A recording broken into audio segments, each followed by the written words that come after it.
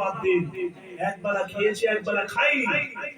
আমরা তো আল্লাহর রহমতে ঘরে খানা হলেও রাতের বেলা একবার চিন্তা করে রানীহাটিতে গিয়ে একটা বিরিয়ানি খেয়ে আসে, তাই না?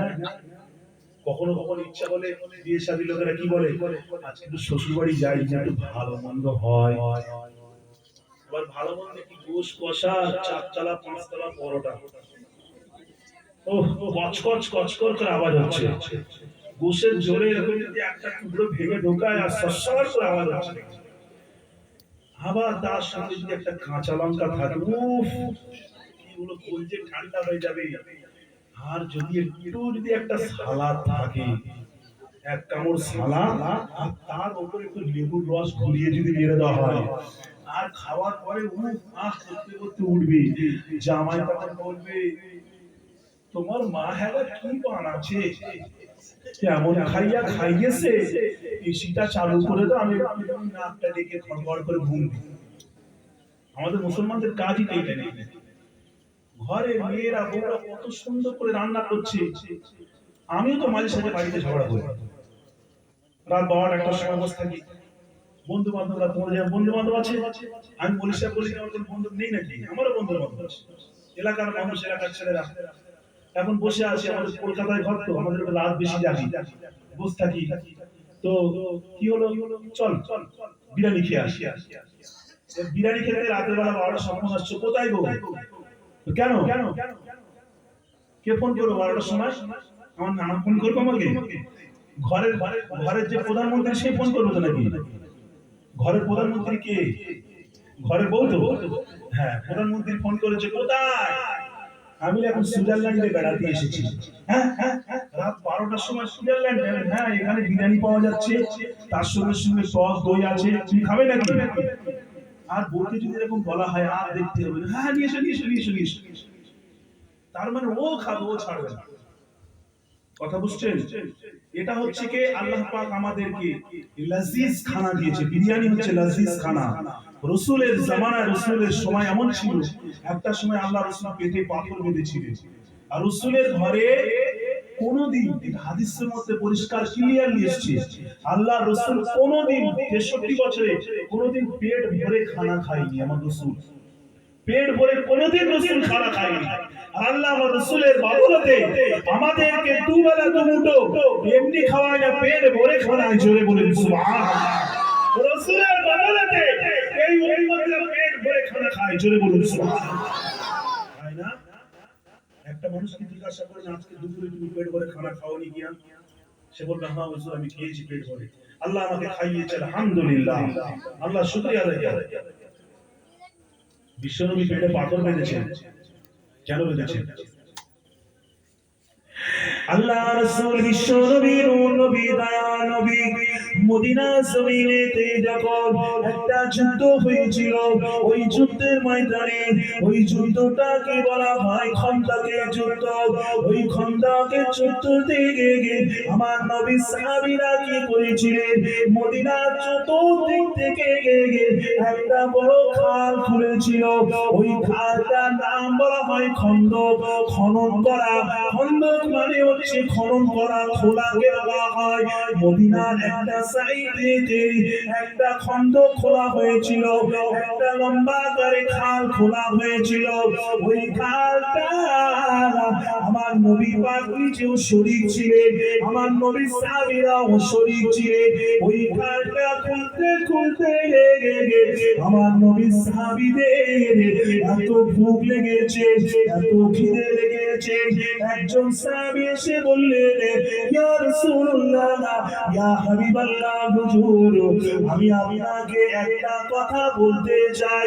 আল্লাহ রাসূল বললেন, কি বলতে চাও, বলো বলো বলো।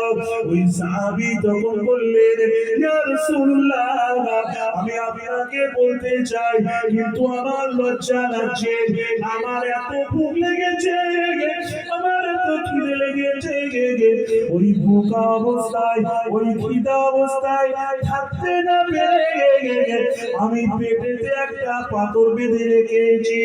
এই দেখুন ইয়া রাসূলুল্লাহ ইয়া হাবিবাল্লাহ হুজুর, এই পেটেতে আমি পাথর বেঁধে রেখেছি। ওই সাহাবীটা কাপড়টা তুলে আল্লাহ রাসূলকে দেখিয়ে দেয়। কাকে দেখায়? বিশ্ব নবীকে দেখায়। আল্লাহ রাসূল বললেন, ও আমার সাহাবী, তুমিও দেখে নাও, তোমার যদি ভুকা লাগে, তোমার যদি খিদে লাগে, তুমি তোমার পেটে একটা পাথর বেঁধেছো। আমি রাসূলুল্লাহ আমার কাপড়টা আমি তুলে ওকে দেখিয়ে দিলাম, আমার পেটে একটা নয় দুইটি পাথর বাঁধা আছে। রাসূল বললেন, তোমার পেটে একটা পাথর, আর আমি রাসূলুল্লাহ আমারও ভুক লেগেছে, আমারও খিদে লেগেছে, কিন্তু আমার পেটে একটা, আমার পেটে দুটো পাথর, তোমার থেকে বেশি খিদে লেগেছে। চিন্তা করুন, রাসূল পেটে পাথর বেঁধে রেখে আছে, সাহাবীও পেটে পাথর বেঁধে আছে। ওই দৃশ্য একজন সাহাবী দেখে নেয়। ওই সাহাবী দেখে নিয়ে থাকতে না পেরে দৌড়ে গিয়ে ঘরে চলে যায়। ঘরে গিয়ে বলছে, ও বিবি জান, বিবি জান, ও বিবি জান, তুমি কোথায় আছো? বিবি জানকে ডাকে ডাকে বিবি জান ঘরের ভিতর থেকে সাড়া দিয়ে বলে, কি হয়েছে? তুমি আমাকে কেন ডাকো, কেন ডাকো? বিবি জান বলছে, কেন ডাকছো আমাকে? আল্লাহ রাসূলের সাহাবী বললেন, ও আমার বিবি জান, আমি আজকে দৃশ্য দেখে আমি রাসূলের পেটে পাথর বাঁধা দেখেছি, আমি রাসূলুল্লাহ পেটে পাথর বেঁধে দেখেছি। আমি দেখে থাকতে না পেরে আমি ঘরে চলে এসেছি। আমি এই জন্য এসেছি, আমি তোমাকে জিজ্ঞাসা করি, আমাদের ঘরে খানার কিছু ব্যবস্থা আছে কি, বলো না? তখন তো সাহাবীর স্ত্রী বললেন, আপনি একটু দাঁড়িয়ে যান, আমি ঘরেতে দেখে আসি, দেখি কোথাও আটা আছে কিনা। ওই সাহাবীর স্ত্রী ঘরের ভিতরে গিয়ে তাকের উপরে ছোট্ট একটি কোটোর ভিতরে অল্প একটু আটা ছিল।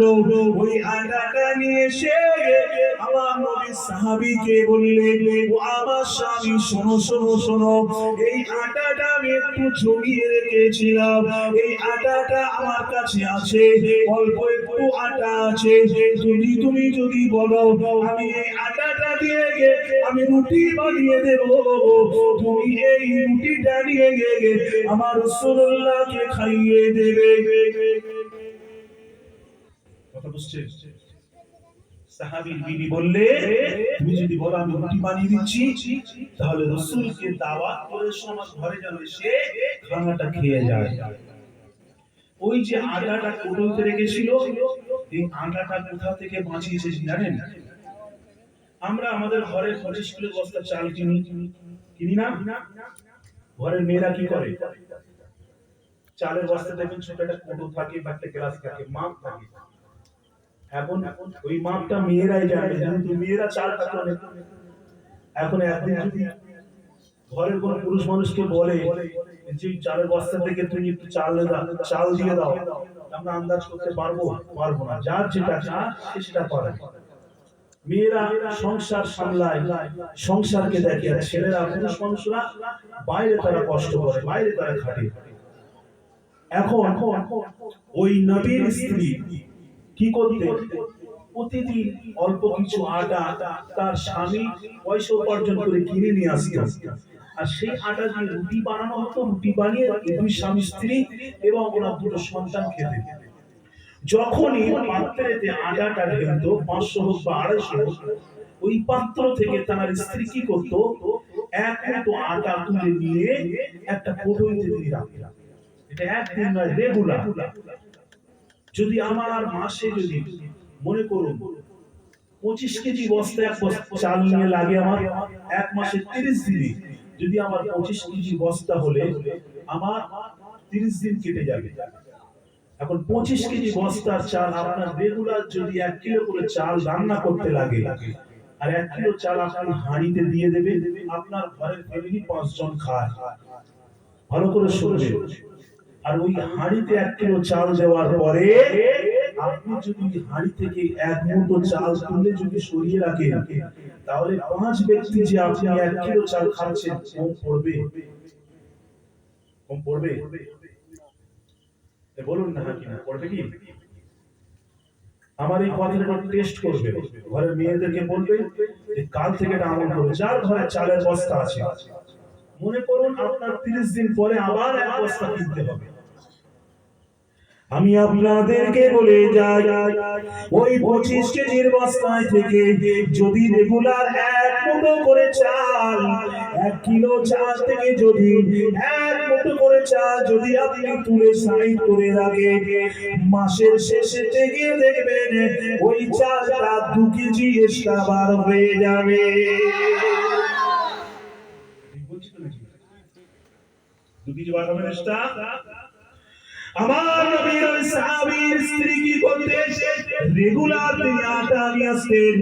ওই আটা পাত্রতে দেওয়ার পরে 1 মুঠো করে আটা তুলে একটা কৌটোতে আলাদা রাখতেন। উনি ওনার স্বামীকে এটা জানাতেন না। যখন স্বামী বলে এসে জিজ্ঞাসা করেছে, ও আমার স্ত্রী, ঘরে কিছু খাবারের ব্যবস্থা আছে কি বলো না? কেননা আমার রাসূলুল্লাহ দৃশ্য দেখে আমি আর থাকতে পারছি না।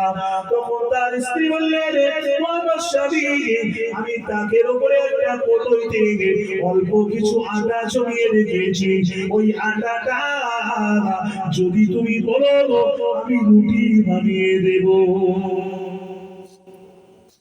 তখন স্ত্রী বলছে, ও আমার স্বামী, ঠিক আছে আমি আটা দিয়ে রুটি বানিয়ে দেব, কিন্তু এই রুটি যে বানিয়ে দেব, রুটিটা খাবে কি? স্বাভাবিক কথা, রুটিটা খাবে কি দিয়ে?